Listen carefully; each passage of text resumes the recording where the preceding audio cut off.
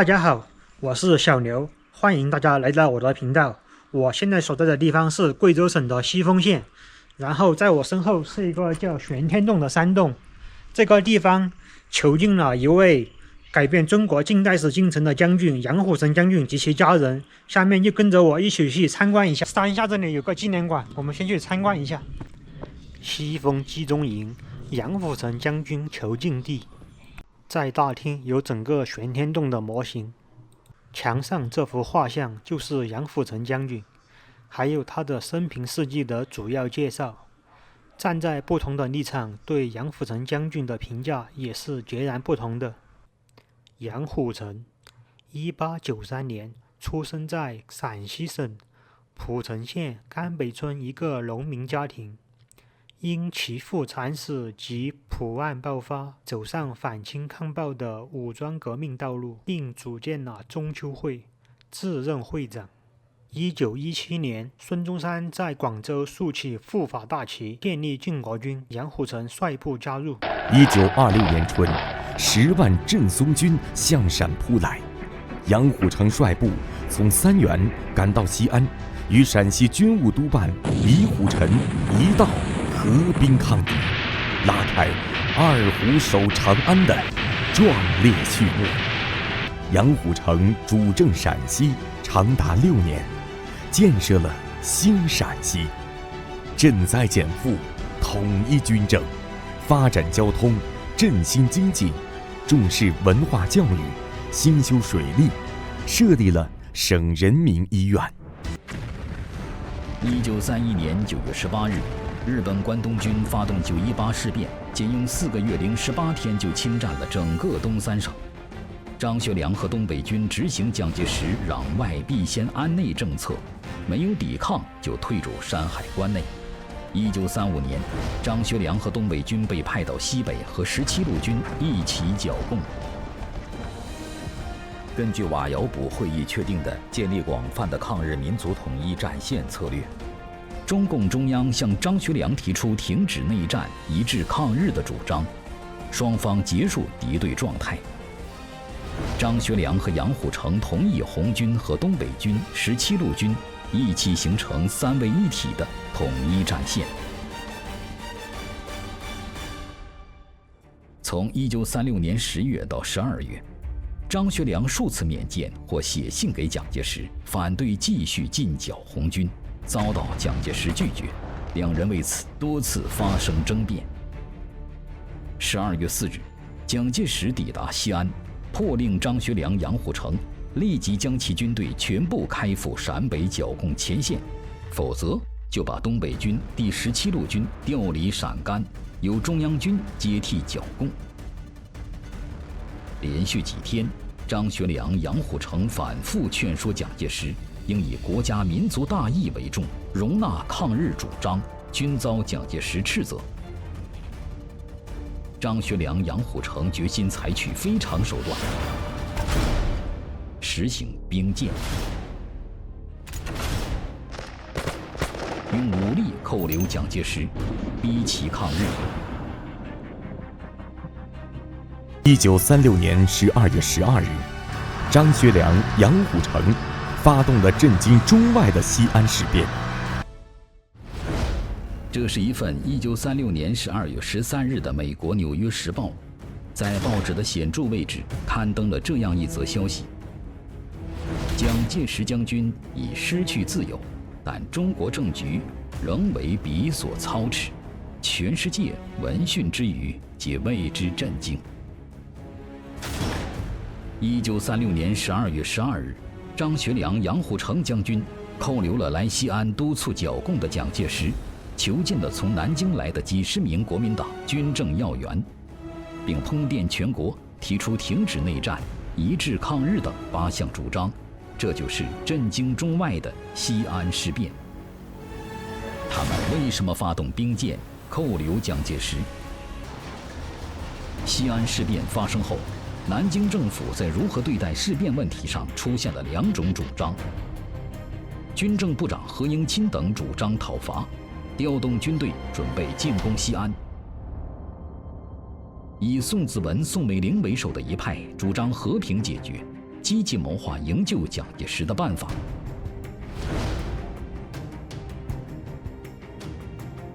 事变以蒋介石承诺停止剿共、改组政府、共同抗日而获得和平解决，再次促进了国共的第2次合作，推动了全国统一抗战。12月25日，张学良在没有告知周恩来的情况下，陪同蒋介石乘飞机离开西安，一到南京立即被蒋介石扣留。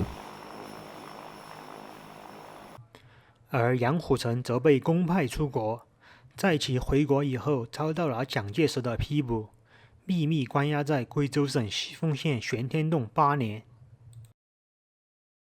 1949年9月6日，杨虎城将军被蒋介石秘密杀害于重庆杨家山代公祠内。这个是玄天洞的参观示意图。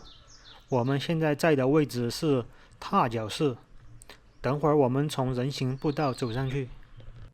山脚到山洞的距离不到200米，却是杨虎城将军被禁止通行的路。我们从这里上去，上来就看见2个哨所，可见当时看管有多严。这里有一个铁门，顺着这个步梯一路向上，就能走到玄天洞。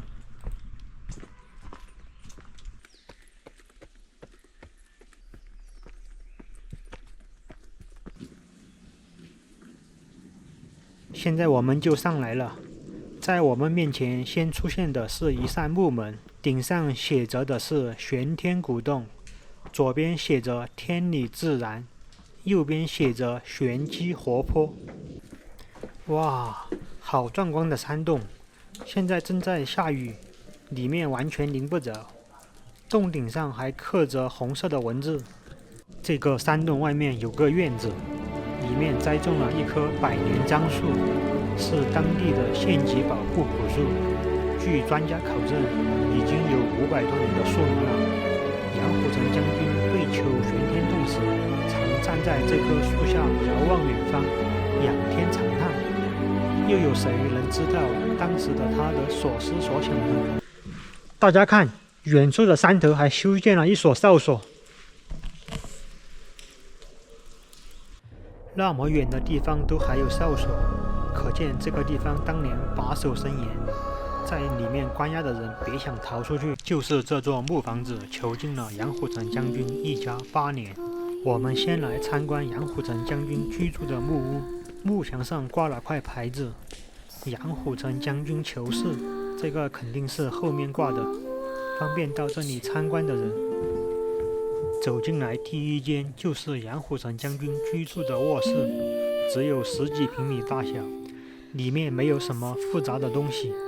这个放背心的玻璃柜还是后面才搬进来的，就一张带蚊帐的床，一张桌子，一条凳子，一个洗漱架和盆，其他什么都没有了。中间是杨虎城将军一家吃饭的餐厅，同时也是看书的书房。因为被囚禁的原因，杨虎城将军的儿子杨振中到了上学的年龄，但军统担心如果送到西丰县城上学，会走漏杨虎城将军被囚禁玄天洞的消息，就不准杨振中出去上学。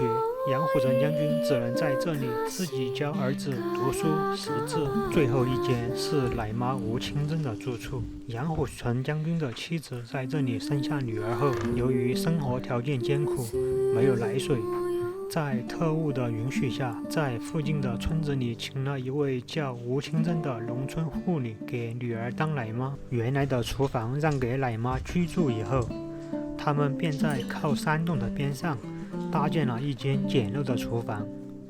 杨虎城将军爱吃豆腐，这里还保留着当年杨虎城将军一家磨豆腐用的石磨，这些碗是后来复制的。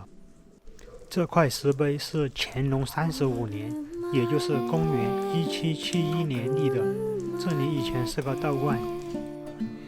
杨虎城将军一家居住的旁边，就是囚禁他们的宪兵队和便衣居住的地方。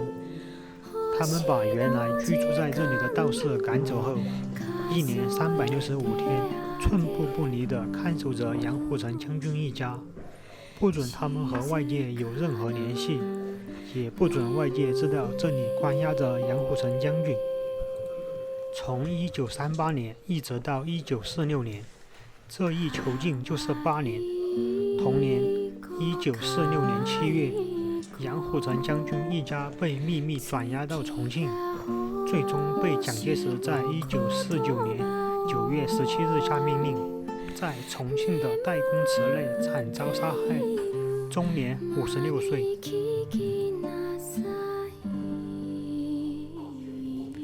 这就是杨虎城将军的基本情况了。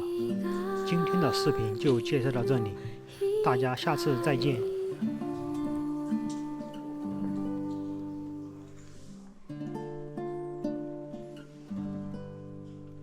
尘缘如梦，几番起伏走不平，到如今冬尘烟雨，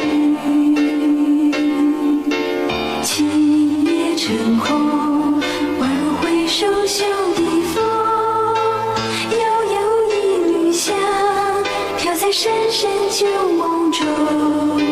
繁花落尽，夜深憔悴在风里，回头是无情也无语。明月小楼，孤独无人诉情衷，人间有我残梦未醒。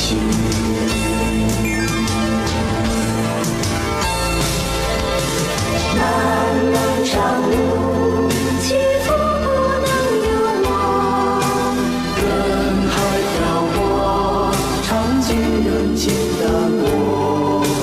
热情热心，换冷淡冷漠，任多少真情不相及。